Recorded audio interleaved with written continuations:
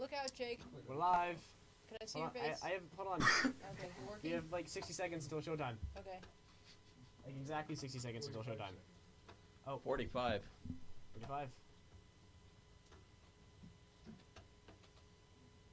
There. This here. This here. We got all our cameras set up. That one's down. 30. Other cameras are working. Yeah. It'll be lit eventually. Everyone dance. 15.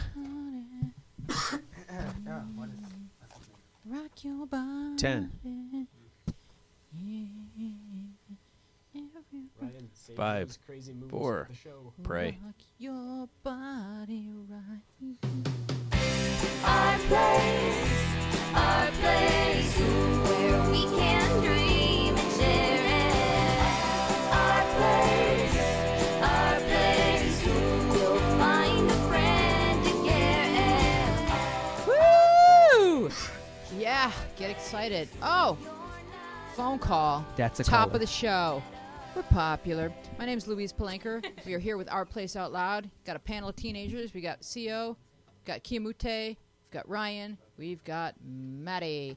And we're going to do our shout-outs, Maddie. This week's topic was... Oh, Ryan's going to read the shout-outs? Yeah. Okay, put some personality into it. Don't just Put read. some personality Every now into and these. then, Get some put your head up personality into and these. make eye contact with the Put camera. my head up, make Yeah. eye contact with the camera. All right, we'll do. Go. All right, so shout-outs. 3 words that describe how you're feeling about school ending. All right, so proud owl citizen. Thankful, relieved, but also a little sad. Aw.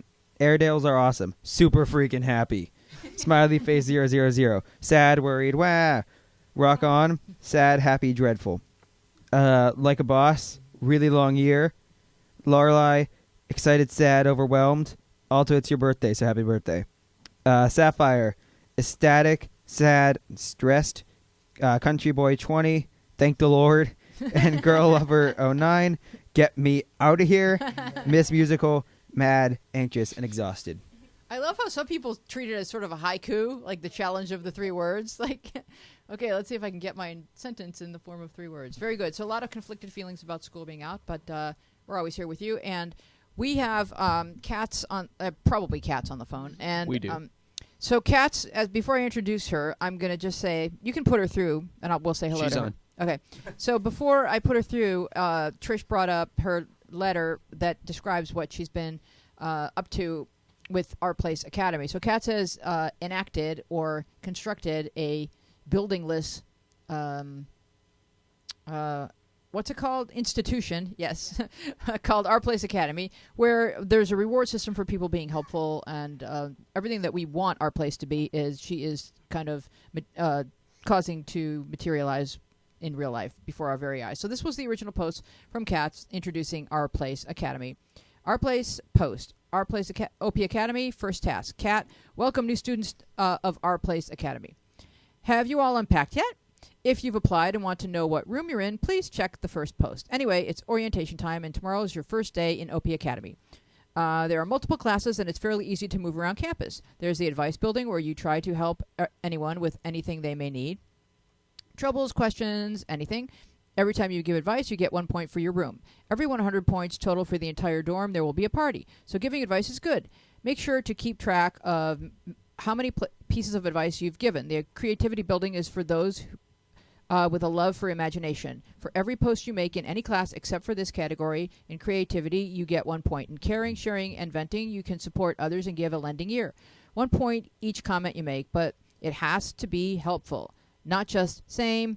Chat are the clubs where you cannot get points, but you can use it to calm down or get away from campus for a while. For academic classes, you must go to the category school. Request classes, start a class, tutor, anything you can think of. If you take a class, you get 1 point. Starting a class gives 2 points, and tutoring can give you 3 points. Your goal, earn at least 5 points. Make sure to keep track of how many points you have made, then comment below. Once we reach 100 points, we'll have a party. So, Katz, what gave you the idea for OP Academy? I remember on one of the very first big updates, you promised a point system. I Well, not promised. really promised, but you I said you promised. I wanted a have point not yet system. delivered, have I? I did promise Yeah. that and haven't yet delivered. Yeah, and there was also the add neighbors feature, Mm-hmm. which I thought would have been interesting. Oh, all of it's still And- coming. It's all still coming.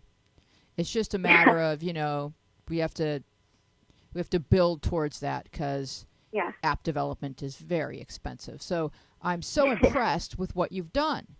And so what gave you the idea that you'd be able to give out points and keep track of points? And that's the first part of my question. And then secondly, how it has it been going? Because Our Place Academy hasn't been in place for how long?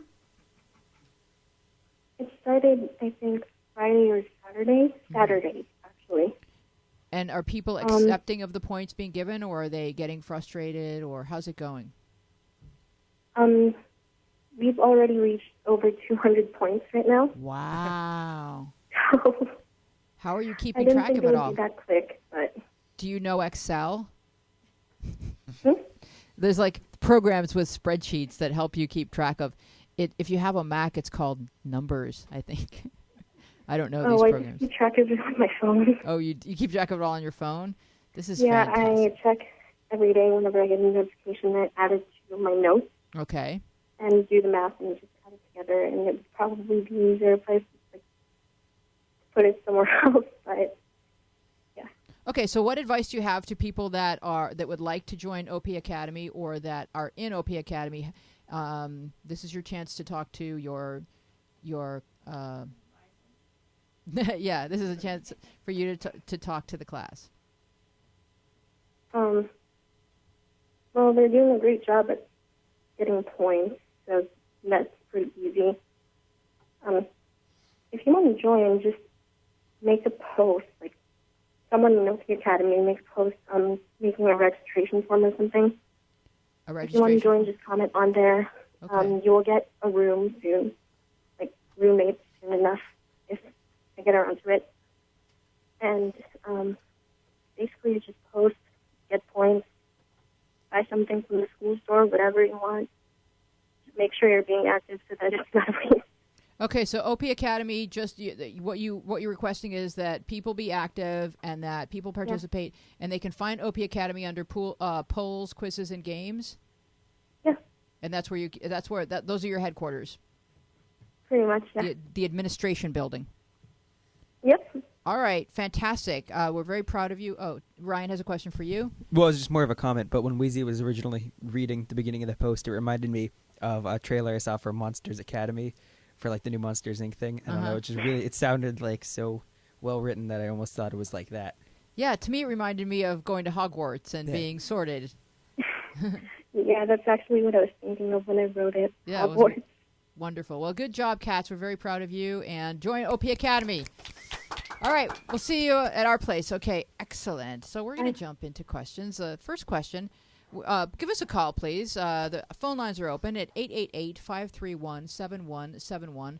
The first question during the pre-show, Maddie mentioned to me, being a 14-year-old girl, she mentioned to me, I don't understand the question. So I explained it to her. Maybe some of you aren't going to understand the question. Question sounds to me like it was written by maybe a 20 or 22-year-old guy, but I just thought it was an interesting question because I think gender roles have been shifting really rapidly, and in the past it may have been acceptable for a girl to just say, well, I'm going to be a wife and mother, and it's still, of course, acceptable to be a wife and mother because raising children is the most important job in the world. But if you're going to be a wife and mother, you should have a clear intention to do that, and and that will be your contribution to society. But to just marry someone who's rich or doing well so that you can watch game shows, maybe is not so attractive to a young man. And so the question from Juan Me is, why do I attract the same females that have no ambition? So I have a lot of thoughts on why someone continues to attract the same type of person. But first, let's start by talking about whether or not guys find it attractive if a girl is simply pretty, or do guys want someone who has ambition, or is Juan unusual? Ryan? Well, I think just like on the most basic level, like we've said a lot, being pretty definitely catches a guy's eye, but most men are deep enough to want something more than that. So are there guys that would still think, oh, it's great that you don't have ambition because I really just want to be the one in this family that's got ambition? I mean, I don't think that they're particularly at least a lot of those guys out there, if any. But I think it's more so not. It's great that you have no ambition, but they really don't care that much whether or not you do. They're kind of just like doesn't okay. matter to them. Do you ever wonder what Keo thinks? Yeah, I guess.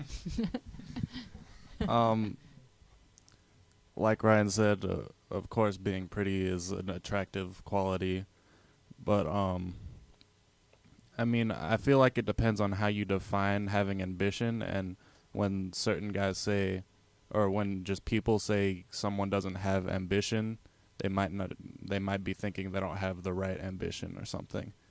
But I mean, if your ambition is to like have kids and do your thing, or to find a man, then you have ambition. It just might be not be something that other people view as ambition. But I mean, if they're just like, if I ask a girl, well, what do you like to do? Like, what do you want to do? And they're like, I don't know, nothing. That's just kind of boring to me. I mean, Well, let me ask the girls. Are there girls who still are looking to land some dude who has a ton of ambition so that they don't have to do anything? Is that still a thing? Go ahead, Sio. Well, one of my friends used to be like this. I mean, she changed, but she used to be like, oh my God, I'm so excited to go to college and like find this baseball dude who like has a bunch of money so I can just like go to Vegas all the time or something like that. So there are She girls said- like that. No, but she changed though. She changed. Now she wants to be a CEO of something, which I don't know. I can't understand why, but it's good. Okay, that's good. I'm Like, proud of her. Yeah. Keo.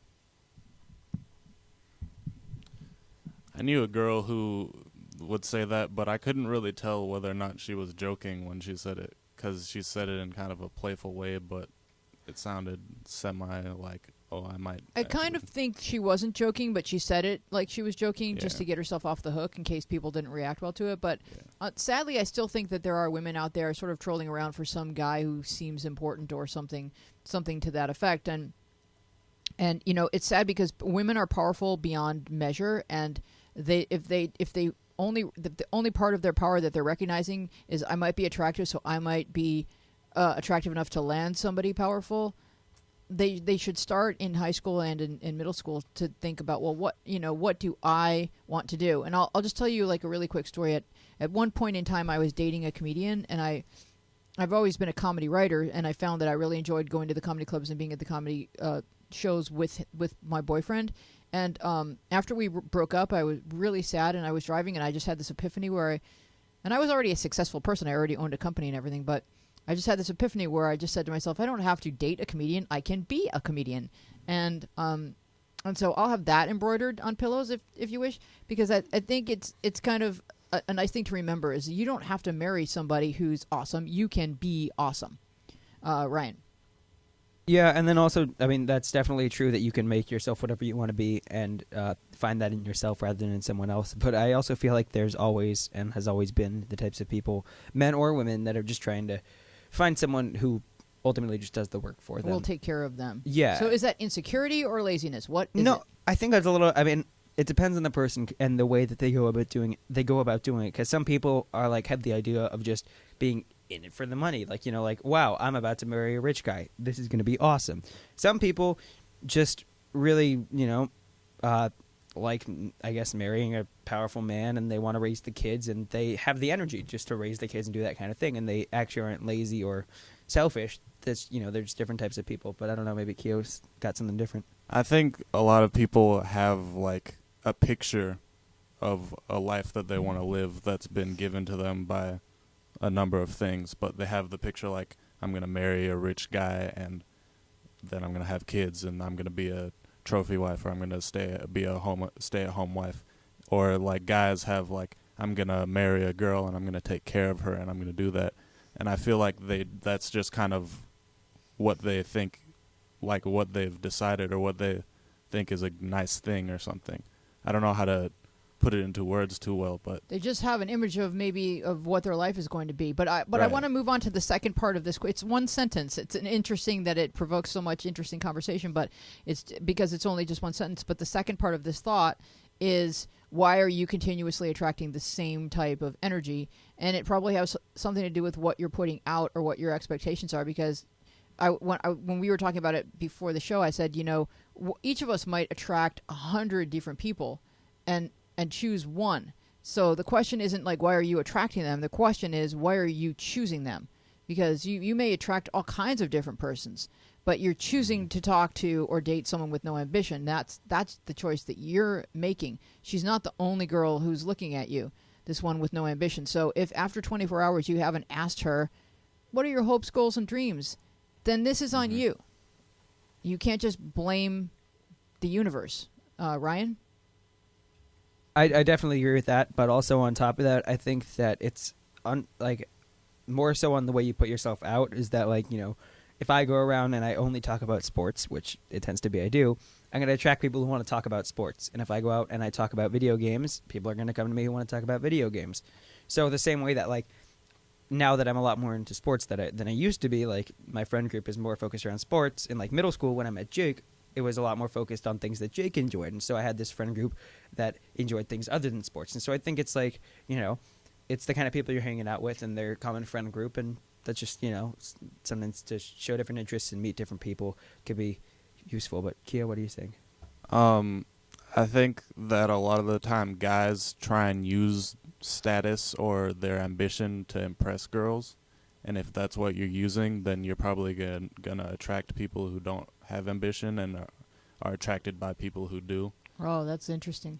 Yeah. So in other words, if you're using your status to attract a mate, you're going to get someone who doesn't have any of her own. That's more likely that you will. I'm not saying But that if- you definitely will. But if you just walk up to a girl and say, hey, I see you're reading this book, I Yeah. read that book, and you talk about the book, and she doesn't find out until 24 hours later that you're the CEO of a company, then she's interested in actual you, not important to you. Yeah. And so we do get back what we put out. So I would recommend that if this hasn't been working, whatever you've been putting out, meeting girls in bars, for example, maybe 90% of them are not quality people.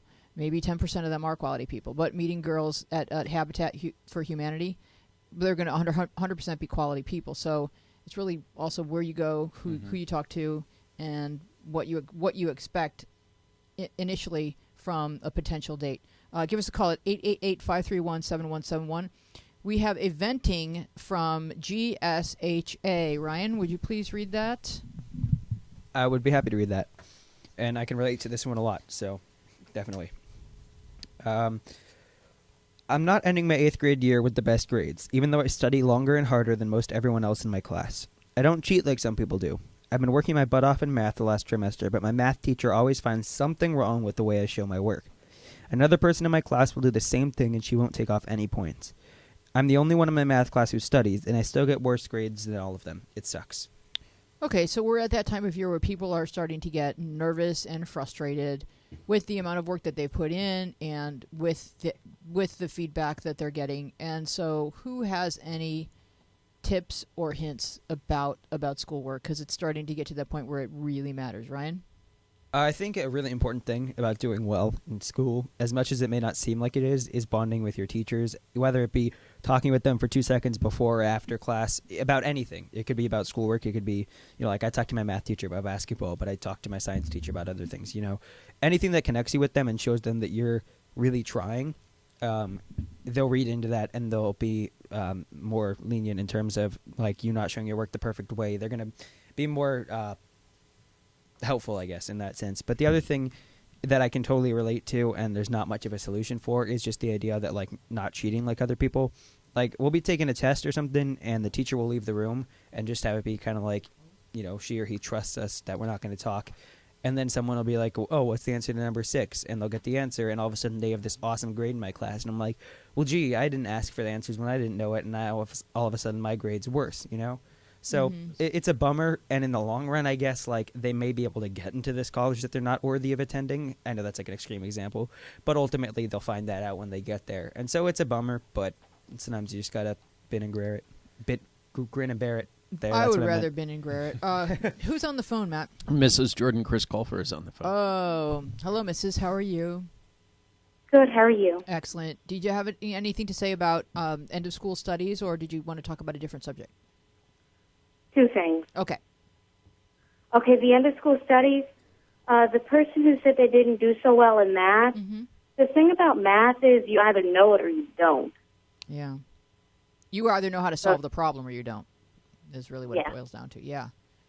But I guess if she thinks she's not showing her work properly, like, because the reason they say show your work is because they don't want you cheating. They want to know that you know how to solve the problem. So I guess I would say show your work more without so many erasings and scratching outs, and even if you have to start over, like attach a page that shows your work. Once you figured out how to solve the problem, just show your work. Because I was a really sloppy kid with my penmanship and things like that. And if you know how to solve I never show my work. You never show your work? Nope. Do they allow that at your school? Nope. But they don't count off. Oh, okay. Keo? I had a problem first off with showing my work because it just seemed stupid to me. Like, it seemed like she could have assumed that I did this to get to this next place in the problem, but then I realized that she just wanted me to show every little thing. So, I mean, just if you're having a problem showing your work, I'm saying this to the person who is venting. But I think in math there's a certain way that people think that is like it's either easier or harder. It's kind of a way that your brain works. Right. And it's like certain people have trouble with it because their brain just doesn't work that way. Mm-hmm. Jake has a math brain. Jake? Oh, my camera doesn't seem to work. My camera doesn't seem to work, but when I show my work, it's kind of just like I'll write a sentence and it's not showing my work at all, and because of this, my teachers could get kind of mad at me. And last year, I didn't show my work at all, right? But I still had excellent grades on tests and quizzes and all that stuff. And because of this, when I got a new teacher this year for math, my old teacher talked to my new teacher and said that he will not show his work, but you can trust him to know that he's doing it right. Really? And because of that, I turn in like 4 sentences. I showed Ryan one of these just because it was kind of ridiculous. It really just looked like he just took a pen and like threw it at the paper and like exploded. All of our cameras are down. Okay. Yeah, I don't even try to explain it anymore, but I show logical steps in it, and he goes, "Okay, you did your work and you're fine." So talk to your teachers. Right. And whether or not it affects this teacher, the influence of that teacher on your next teacher might help a lot. Yeah, and like talking to your teachers also accomplishes that if they what Jake was just describing, that if they decide that through conversation that you definitely know how to do these problems, they won't put as much pressure on you to show the work because they'll get that you understand the steps and that you didn't just steal the answers. Yeah. Because if they talk to you out loud about math and you're able to articulate how the problem is solved, they will understand that you understand the methodology. Yeah. Ryan? Well, I was also just going to say, just like to touch on it one more time and reiterate it, is that some people have a mind for math, and because it's a really finite answer and that it either is or it isn't, it can be tough to do really well in math, whereas like classes like history, there's more like analysis and you can have your own interpretation of things. Mm-hmm. So, I mean, something I've learned to do is I got my math grade just about as high as I could, and I keep working on it, and I keep trying to, keep it at a high level. But while I do that, I also devote a lot more of my energy to excelling at the things I know I'm capable of excelling at. Because if I know that I'm a B student in math, I keep working, and I'm going to keep pushing for that A, but I'm going to take most of my time and energy to really, really do well in humanities or science or whatever it is I'm good at. So find what you're good at and pursue that. But Maddie, did you have your hand up or something? Yeah. Or something. or something. I just had a funny thing about how this person was saying that it annoys her, and also I think Ryan, you were also saying how it annoys you when people cheat when the teacher is not in the room. And when I think I was in like 5th grade, I saw someone cheating off of my test. Like I was sitting here, and I actually, for some reason, I have to turn my paper like all the way to like write on it because I write like this. Mm-hmm. So and the person to my right was cheating off of my paper, and I was like, hey, I didn't study either, so it's not going to help you. There you go. Like I might have studied, but like I still didn't. Jake, did you have any thoughts? Wait for it, maybe. Yay! There's Okay. Jake. Yes, it's about the having a math/creative brain. I have a very math-like brain. I think logically about things. I cannot do the whole creative process. Because of this, I've learned to use my logic brain on things like creative things in humanities and stuff like that, where I do a few different assignments early in the year, and I write them in different ways and see which ones get better grades, and then take qualities of those and then apply them to the rest of the year. Like I learned that my humanities teacher, if you have really good topic sentences, she'll grade your tests or she'll grade your essays better. Yeah. And if you have a creative brain, you can try and use that to show all the different options of how to solve a math. You can like see one math equation and list all the different ways you could solve it, and then isolate it down to the one that works and work that way too. So it's all about making your brain work to what you're doing. So you're saying work towards your strengths and make your strengths work to compensate for the areas in which you're weak, and that's very wise. Genius, in fact. Mrs. Colfer, you're still on the line. Did you have anything to add? Yes. Okay, so my friend, sorry, my phone is buzzing a lot, and I don't really know why, so I'll figure that out later. Okay, you sound fine. My friend was telling me a joke today. It was the most ridiculous thing, but I thought I should say it because during the pre-show, y'all were telling a bunch of jokes. Okay, go ahead. So this man buys a gorilla, and he keeps it down in his basement, and someone walks in, and he starts bragging about his gorilla. He says, "Dude, I have a pink gorilla." He says, "I don't believe you. I have a pink gorilla, believe me." He says, "If you do, show it to me." So he says, "Okay, I'll show you." And he takes him down to the basement, and there it is, sitting there, a pink gorilla, pink eyes, pink hair, pink everything. And the gorilla's just sitting there like one of those people who looks kind of like, and he says, "Whatever you do, don't touch the gorilla." He says, "Dude, I won't touch the gorilla, I promise." He says, "Dude, I'm serious. Don't touch the gorilla." He says, "I won't touch the gorilla. Don't worry."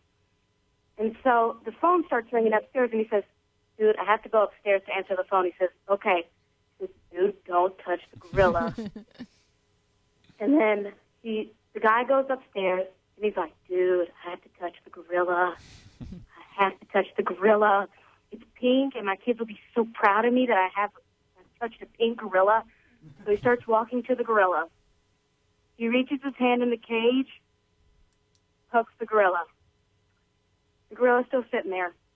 All of a sudden, the gorilla goes ape on him, tears the cage open, and the dude runs upstairs, and you hear the gorilla making ape noises and stuff, and the store owner says, "What'd you do?" And he says, "Dude, I touched the gorilla." And he says, "Dude, whatever you do, run as fast as you can." So he sprints out the store, and he starts running through the streets. And the gorilla tears the doors open and starts running after him, and he's tearing all these cars over and trees and stuff. And so the guy gets to a cliff.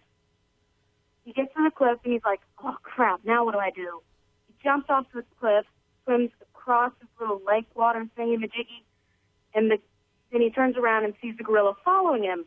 So he starts climbing up another side of the cliff, and there are snakes, spiders, all these things that are hurting him and stuff. He gets to the top, and he's like, "I'm not doing this anymore." He sees the gorilla, and he's like, "Gorilla, just do what you have to do to me." So the gorilla starts running up to him. The gorilla stops, pokes him, and he says, "Tag, you're it." Awesome. You did a really good job telling it. Thank you so much for calling, Mrs. Colfer. We'll talk to you later, okay? Okay. All right. Have a good night. Bye-bye. We are Our Place Out Loud. I am Louise Palanker. You can give us a call at 888-531-7171. We are here with a panel of teenagers. We have Theo, Keo, Ryan, Maddie, and Jake is in the control booth. And we have a confession from Sal. Who would like to read that? Theo? Mom, I apologize to you today that I didn't behave correctly. I screwed everything. Please forgive me. I've been crazy all my life. I fought with everyone over little things. Yeah, now I regret it. I'm sorry for any pain I caused you. You can say anything to me. I will listen to you carefully and will not say any words back to you, okay? All right, so I can't tell if this is a person who's being abused by like a relentless mother or if this is just somebody apologizing to Mom for any back talk that he's given over the years. Ryan. Well, I can't really say definitively that it's one or the other either, but just from someone who has actually screwed everything up and like been feeling this way and like I don't know, the fact that there's things like yeah and okay and stuff like that in there makes me feel like when they were writing it, they wanted to keep writing, but it was just, you could keep writing those feelings and pouring them onto the paper forever, but it'd get, repetitive, so you just kind of call it quits. But I think it's just a sincere, I'm sorry for something I did, and that they really do feel bad about it. All right, so let's talk about back talk. Who has a hard time with back talk concerning parents? Keo? I don't know if I have a hard time. I just don't agree with the phrase "don't talk back to me," because then I just won't talk to you. I mean, that doesn't. If I don't agree with something, obviously I'm gonna disagree and tell you. I just really don't. It really bothers me when somebody says "don't talk back to me" or. At any age, or is there an age, like maybe after 16, where you can present an argument? What do you think, like maybe under 10, you shouldn't talk back? Or, like, what do you think are the rules of childhood? It's hard to make a general rule. I know I was like, if it were me, I would have said whenever I was in like first grade, I would be able to talk back and make sense. But is there a difference between talking back in a sassy tone and just presenting an argument reasonably? Yeah, definitely. But I'm just saying it's difficult to make a general rule. Like, it depends on each kid and when they mature and because there's people who talk back like in a sassy way when they're 18 still, and it's like that's not helpful at all. But because I can't see you as being someone that doesn't have respect for your parents, but you also have your own opinions. Yeah. So how do you handle it? Well, now that you're 18 or 19, how do you handle it? I argue. You argue? And I mean, I'm pretty good at arguing. But also, another thing that my mom always says is like, you just always have to be right, don't you? Which is like I'm not gonna argue something if I think I'm wrong. Like, yeah, I'm gonna try and be right, but Well, it'd be funny if she said, you just always have to be right, don't you? And you said, no, I don't, which would be you not having to be right about that. yeah. I don't know what I meant. Ryan? I'm kind of like that too, except that like what I tend to do is if it's something small that I don't want to do or something small, my parents, I don't know, like anything. If it's something small, I'll usually just be like, all right, and I'll do it. But if it's something big, I like go full on lawyer on them and like pull out and present like everything. Like I remember when I really wanted an iPhone a couple years back, and my mom, what was it? I don't remember exactly what that was. Anyways, my brother, he wanted a car, and she was all blah blah blah blah blah, teen texting, driving, bad, and he's just like me. So he pulled out, he printed out a bunch of statistics and was like, here's this, here's that, here's this, here's that. Like not in a sassy way. It was just a little overboard, but I don't know. Like I definitely am open to hearing their opinion, but I am always ready to counter it In a respectful manner. in a respectful way. Yeah, I don't print out things. I just Maddie? remember them and relay them. What about you, Maddie? I didn't have my. You have a father who's a lawyer, so how do you go up against that? Well, actually, both my parents are lawyers. Oh, okay. And my mom then turned from a lawyer to a therapist. Oh, okay. So I'm caught in you might every. as well just roll over. Yeah, You're cooked. I pretty much go with the "you don't understand" line. I go with the cliche. Yeah, with my dad, I go, "You were never a girl." That's what I say to my dad, and then I was like, "Mom, you were never 14 in 2013. Ooh. You don't get it." That's a tough one. Yeah. So that's. Just Yeah. don't get Yeah. it. See ya. I talk back. I mean, like, there's only, like, I don't really care to argue my point for a lot of things. Like, I can only remember twice where I argued a point because I really, really cared about it. Because most of the time, like if I'm arguing with him, oh my God, I'll just say no. And I win automatically, obviously. That's not winning. This is, and so to my mom, I'm really sarcastic with her, and it's really bad. Like, but Tante Jo taught me how to do that when I was really young, my godmother. Mm-hmm. So, I have a big problem with talking back to my mom, but I always apologize after because I feel bad, but not in the moment. Well, my parents effectively brainwashed me into believing that children who talked back were effectively bad people. And therefore, if we would hear any kid on our block or at the grocery store giving any back talk, we all collectively, the four of us, would just be like, Such a shame that child has I do no yeah. respect. We were completely brainwashed. I do that with older people when I'm around older people. You do. I'm like, oh my god, they're so disrespectful. Kia, what do you think?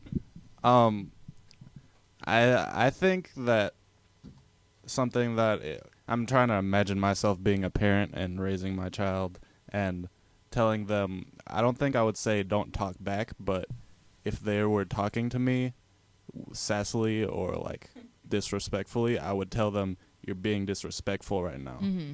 And or you have an attitude, which also bothers me because a lot of the time I don't feel like I have an attitude, but I probably do. But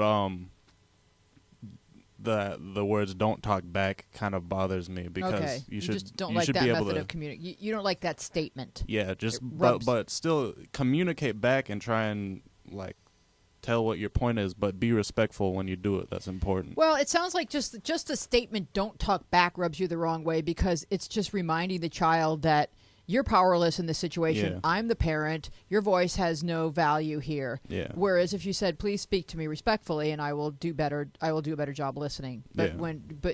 but treat me with respect. Like in other words, the parent needs to treat the child not quite as an equal. The child understands the dynamic within the household, Yeah. but just the simple statement "don't talk back" is too diminishing of the Right. child. Go ahead, Ryan. I was just going to share one quick thing. When I was younger, my parents would say, act your age, or if I was like 12, they'd be like, act like a 12-year-old. Be like, if I'm 12 and I act this way, I am acting like a 12-year-old. And so I just keep doing whatever I was doing. Yeah, it's Why just would that- I? Yes. That was my thing. But yeah, that's all. Whenever somebody told me to act some way, I would be like, no, I'm acting like me. Why should I act? Yeah. Why shouldn't I just be? Maddie. Jinx. Oh, is JCap something? No. Okay. Oh. He's a jinx. He's a jinx. Oh, Jinx. I thought you said Jakes. Okay, go ahead. So I always had a problem with the talking back, especially to my teachers. Like my parents weren't such a problem, but I would talk back mostly to my teachers. Like when my teachers were asking us to do an assignment, and in my head I'm like, that's stupid. I'm not doing that. This is mostly in elementary school. Mm-hmm. So and I was like, I don't want to do it. And then my teachers would get like seriously mad. I mean, I learned pretty much by the end of elementary school, you just don't do that. But I would get into like full blown like like I wouldn't say arguments, but like I don't know, intense conversations with my teachers in front of the entire class. Really? Like, and then eventually I learned it's probably not such a good plan. But in the elementary school years, I got a lot of calls home for she was not speaking in a nice tone. That sounds like you. I can see where you see you. And then we need to move on to the next question. Okay, really quick. When I was in elementary school, I still have a problem doing my homework, but in elementary school, I realized that I wasn't going to do it. So I started to make up really elaborate excuses to do it because it worked on my storytelling, it's mutually beneficial. So I remember, like, I came up with the best stories the next morning, just on the spot. Okay, that's all. All right. Well, we have something from Kendra, too.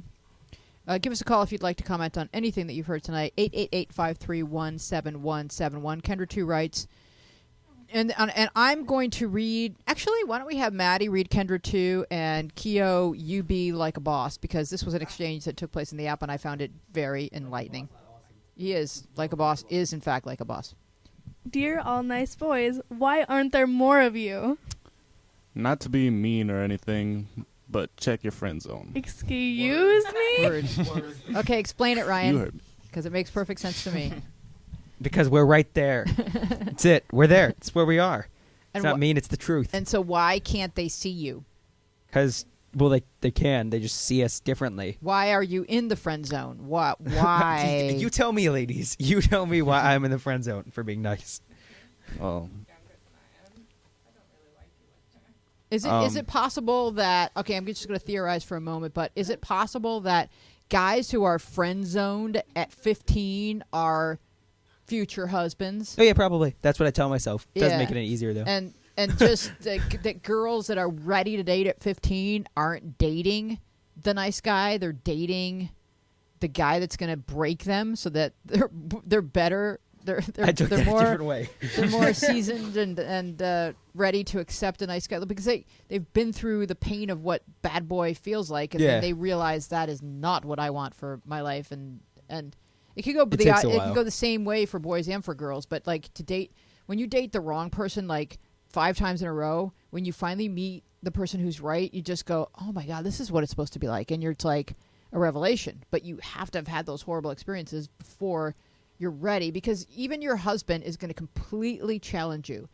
And in those moments when you feel completely challenged, you stop and say, but he's not Greg, because Greg, broke your heart over and over and over again. So then you value your husband so much because of all those bad guys you dated, that even when you feel like so fed up with your husband for like leaving the refrigerator door open or whatever, you just remember how awful those other guys were, and then you're like, but he's such a great guy, and then you just close the refrigerator door. Make any sense?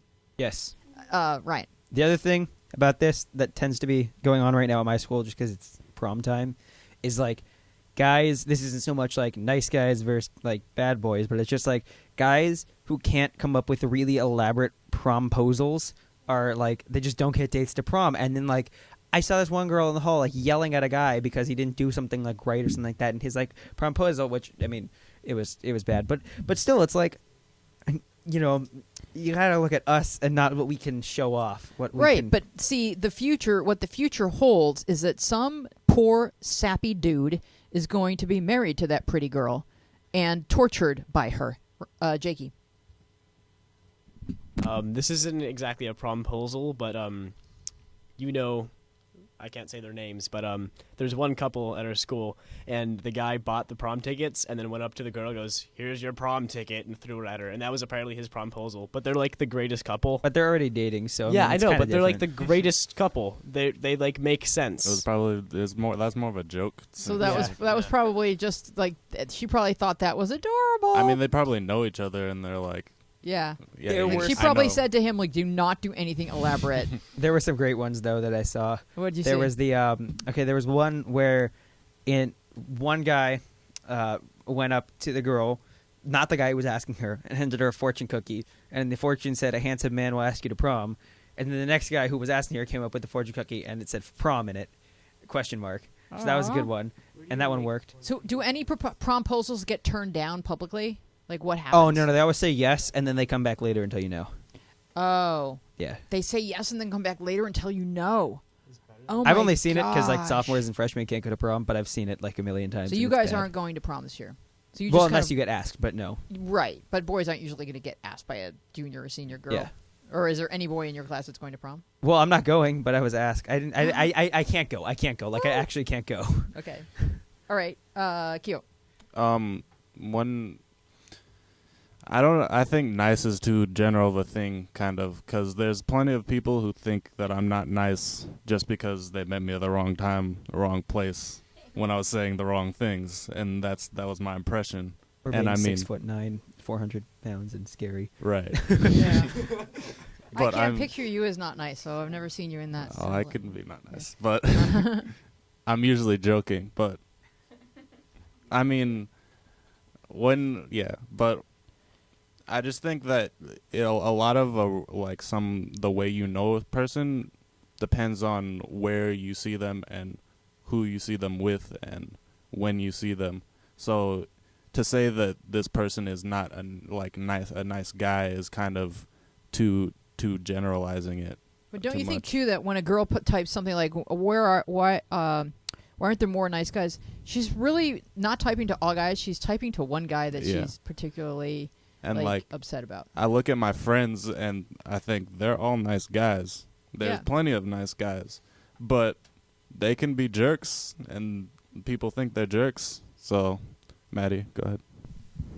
Oh, I just wanted to share a promposal. Okay. From, so a family friend of ours who's a senior, her boyfriend was on the swim team, and so he got four other besides him. So there were 5 of them of these boys, and they went running down the halls in just their Speedos with the letters like written in blue, and then it was like prom. Like one guy had the P and then the R, and then he had the question mark. Wow, how are Yeah. you ever going to top that, Ryan? I was gonna say one that happened by my house at the public high school right by my house, and I know like I have mutual friends with this guy, but I don't personally know him. It like went viral. You can easily find it on YouTube. But he goes onto the yard and he's basically on like during lunchtime he's basically got like stripper shorts on, just tearaway pants, God. and he's got gold booty shorts on that say prom on the back, and he starts I twerking saw that. in front of everyone. It was the greatest thing. And then this guy TJ, he's the security guard at that school. He's the coolest guy ever. He walks up and he goes, "I got one question for you, man." And this is at the end of the video. And he's like, "Yeah, did she say yes?" And he's like, "Yes." He's like, "Hell yeah!" And then the video ends. It's the greatest thing. That's cute. All right, we're going to move on to a question for Jenny. Everyone knows that Ask Jenny, or Jenny has her own column. Go ahead and read. Who hasn't read yet today? Keo? You want to read the question for Jenny from Paytone K? Peyton, but it's probably her actual name. Peyton Lately, K. we've been getting these screen names that are people's actual names. So please, if that's your actual first and last name, make sure you have your parents' permission. Go ahead. So there's this guy, and we've been talking for about a month, and we've been hanging out a lot recently, but something's been bugging me. I thought I liked him because I feel like I've never had this type of relationship, parentheses friendship, with a guy before, and we can talk about anything. Heck, we'd have fun, full-blown conversations for hours. And recently, he's been pretty affectionate lately. It's redundant, but I love the attention and stuff, but my body is telling me otherwise, that I don't like him, i.e. not fast heartbeat, no nervousness, no butterflies. I love when he hugs me and holds my hand, but I don't feel nervous around him. Does this mean I don't like him? 'Cause I thought I did, but maybe I truly don't. Oh yeah, and there's that physical attraction too as well. Does she mean there is or there isn't physical attraction? I think There is. There is. Well, if the friendship I don't grew know. really, really slowly, and she didn't have that period of longing for someone she didn't really know, maybe she's not going to have that quickened heartbeat. Anyway, what do you guys think? Ryan? I think like this idea of like the quickened heartbeat and like the butterflies in the stomach is kind of like some people get it, but it's not exactly the same for everyone. Like sometimes it is just a mental thing, like, and sometimes maybe you actually do get butterflies in your stomach. Like I think it just varies, and you shouldn't use that as a judging point. But like I also struggle a lot with like deciding if I like people, because like I don't know, something about like some part of me is like I want to, but maybe I don't, but I do, but it's Yeah. confusing.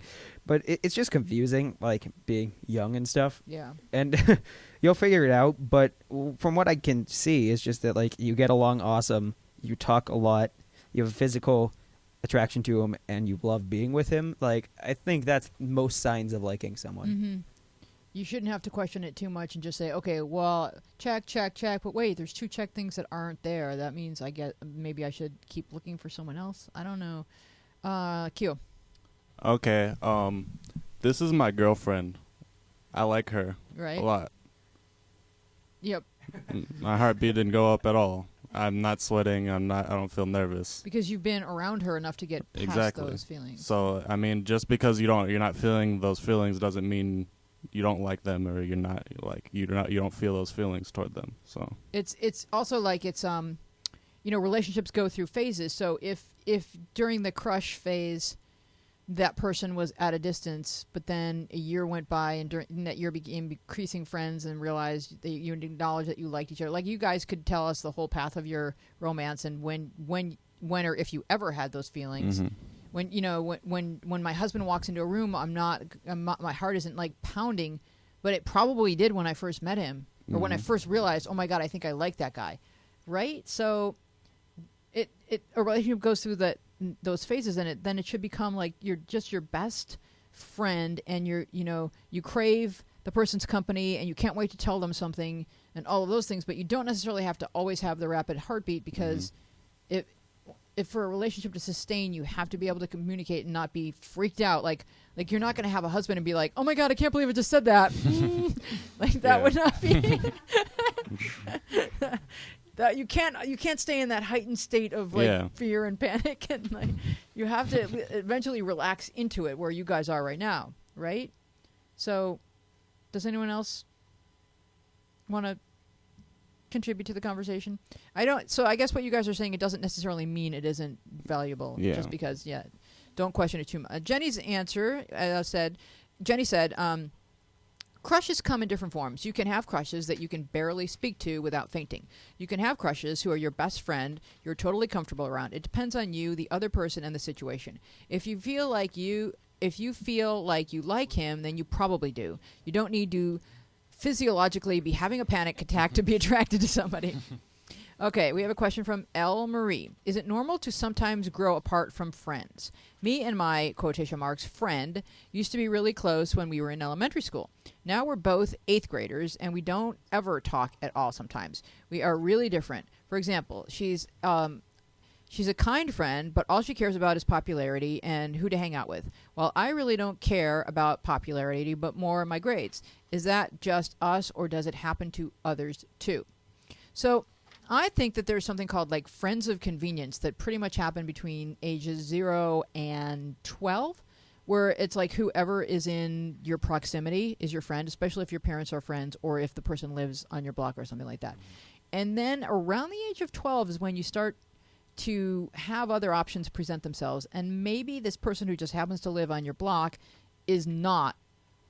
And you're always going to like kind of cherish that person in your heart for what they meant to you between 0 and 12, but this is kind of the age where you start to go, you know what, I'm not really clicking forever with this person, and I don't think that any guilt should be felt as long as you treat the kind of breakup, the friend breakup, with respect. Go ahead, Maddie.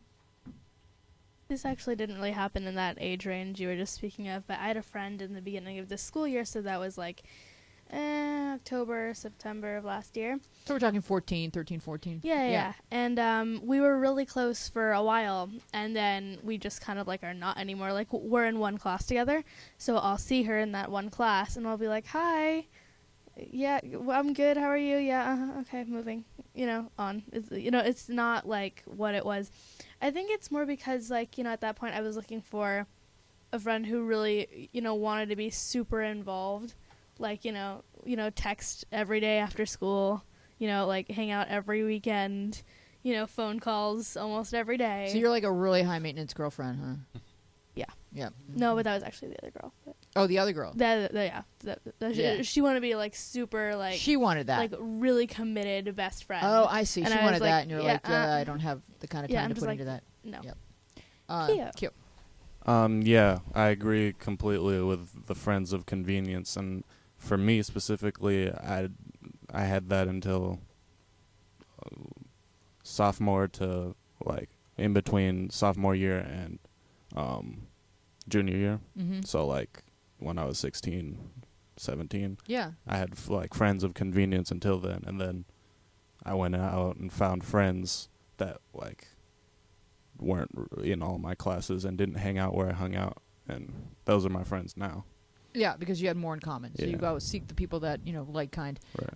We're going to move along pretty quickly because I want to do, well, maybe come back to more questions, but I want to make sure that we got in, we have 2 chat theaters lined up. So if we did, I'm going to feel bad if we don't get to them. And one of them is simply interesting, and the other one is just simply fun. So I think I did assign roles for the first chat theater, or thread theater, whatever we're calling this segment, thread theater. And playing the role of XLR9 will be Ryan. Playing the role of Angel will be CO. Playing the role of Country Chick will be Maddie. And curtain up. XLR9. I wonder why it's so hard to be nice to girls without them thinking you have feelings for them. Angel. Because girls are very complex, sensitive creatures. LBVS.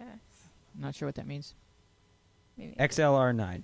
Guys are too, and then like some T tilde T face. What's What? that? Aw, That is? Really? I'm sorry. Oh, that's like, oh, that's so sad. That's a crying face. Oh, Angel. Aw. Really? From my experience, I would have never guessed. All my life, I've heard men are simple. You don't have to say your name every time. Okay. We don't like to show that side, and it's much easier to act simple, lol. Simple life, simple pleasures. Besides, we have an image to keep with our fellow bros. Maybe the girls are just being friendly too. Shying away, giving me an awkward stare, avoiding contact. Some girls are just that shy. Oh. And scene. Wait, can Okay. can I make a comment real quick? Yeah. Just on the note of girls shying away, giving you awkward stares, and avoiding contact with you, Right. that doesn't make me think a girl likes me. No, that's why he's saying that. He's saying, okay. So let's go back to the original question. And he says that even if he's just nice to a girl to be friendly, she'll shy away and give him awkward stares because she interpreted it as, that I guy like you. likes me. Oh. I better let him know that he's not getting any closer. Gotcha. So why? So have you guys noticed that? Can you have girls that are friends and just be nice to them, or do they all think, oh, if he's talking to me, he must like me, and therefore I better kind of give him the brush off? Maddie? Most of my friends at school are guys, and I do not assume that they all like me. Like, what's I like, do. Excuse me? No, it's just like that's just not something that's like, oh my gosh, they like me because I'm talking to them. Mhm. Like, they're talking to me. Like I'm not, I'm not thinking that that's the reason why. So what I'm kind talking to of them. like okay, so it's hard enough to talk to someone you like, but you definitely want friends of both sexes. Like what's a good way to talk to someone that you don't like romantically but just want to be friends with? Like what's a good way to let them know you're not flirting, you're just being friendly? Or is there such a thing? Maddie. I mean, maybe talk to them about someone else that you like. That's not really the best way to do it, but see who you're laughing at me. Why? Why are you laughing at her? Because I don't like that way. Not Because the best way to do it. well, like I don't know, for girls it's a little bit harder for me to communicate that I don't like them, but it's not that common anyways. But for guys, I go like, oh, ha, like, okay, like I don't know how to say it. Like my gestures aren't like, Yeah, but you don't have to be Yeah. rude or give them the brush off. Like no, this one I kid talk wrote to them. me and he was like, I like talking to every people. time I start flirting to this girl via text, she starts laughing. And so I answered his question by saying, well, she's trying to let you know in a nice, polite way that because that's what we girls do. Like if some guy is hitting on us, we'll just go, hi, you. Because we don't Howard's want to hurt their expression. feelings, but we don't want them to continue doing well, that. if some guy, I thought, okay, if some guy is blatantly hitting on me, I'll tell him I have a boyfriend. Sorry. No, but if you don't have a boyfriend, like you don't always like I didn't always Well, have a boyfriend, then but I'm I would not have to like attracted to you. Like, Huh? I mean, it's not like it's no, like, but oh, you're. I didn't know how to just say I'm not attracted to you. Like I don't know how to be that blatant Oh. because then that's going to be hurtful. But if you're just like haha, because like Trish and I, we came up in radio and music industries. We were surrounded by guys. And so it's like being the one girl on the baseball team. Like you have to figure out a nice, cute way of stopping someone's advances without making a scene. You Well, I unhand me don't- now. well, yeah, but you could just keep talking to them, but like make sure like if they get in your personal space, you step back. I mean, it's not like it's like I feel like body language has a lot to do with if people perceive. Right, and I think for What his people question, perceive. like, why is it so hard to be nice to a girl without them? Well, don't be too nice. Like, don't get too close. Don't invade their personal space. Like, just keep be observant of like if you get a reaction like someone giving you an awkward stare or avoiding contact. Like, what have you done? Or next time, maybe do a little bit less and see if you can just cultivate friendships with girls without them feeling like you've invaded their personal space. I know I've got hands up and everything, but we have a really exciting Thread Theater to get to.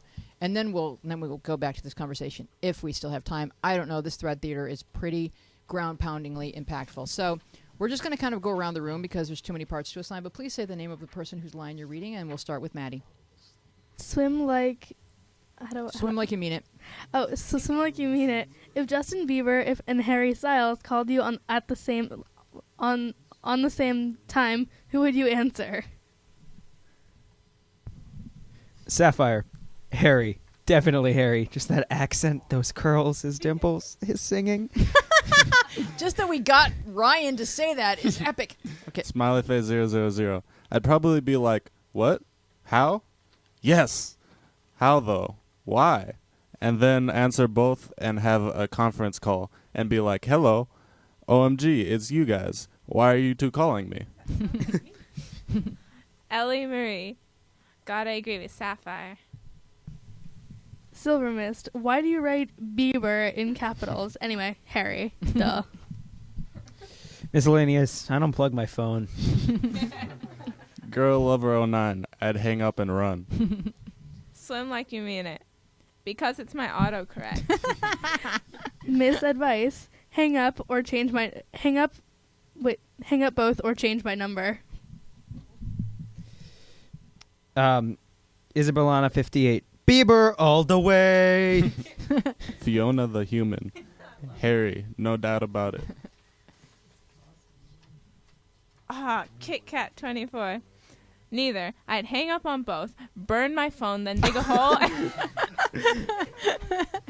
and put the remains there so no one could ever find it. Then I would get a new phone and block both numbers just in case they ever found me again. Whoa. Who are you? Ellie Marie.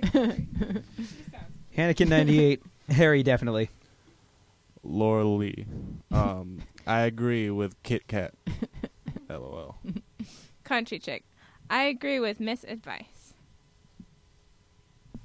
Lorelai. And if you're wondering, the only reason I agree with Kit Kat is because I know that they would never call me. Therefore, it is an imposter / stranger. And scene. Well done. If Our Place Out Loud got a call from Harry, if the phone rang right now and if it were both Harry and Justin Bieber, which one should we talk to? Harry. Harry? Harry. Ryan? I kind of like Kit Kat's idea. Justin Bieber. Unplug it, burn it, put it in a hole, and Yes. run. I don't want to dig a hole like right here in the house. Actually, no, I'd probably talk to Harry. He seems like a much nicer guy. My friend's Harry's going a to good Justin dude. Bieber Justin concert, Bieber, this whole so it'd have to be- famousness has got to his head. I don't see why Justin can't just come over and ring the doorbell. He doesn't live that far from here. All right, we are Our Place Out Loud. I'm Louise Planker. Thank you to my panel of wonderful. Bye.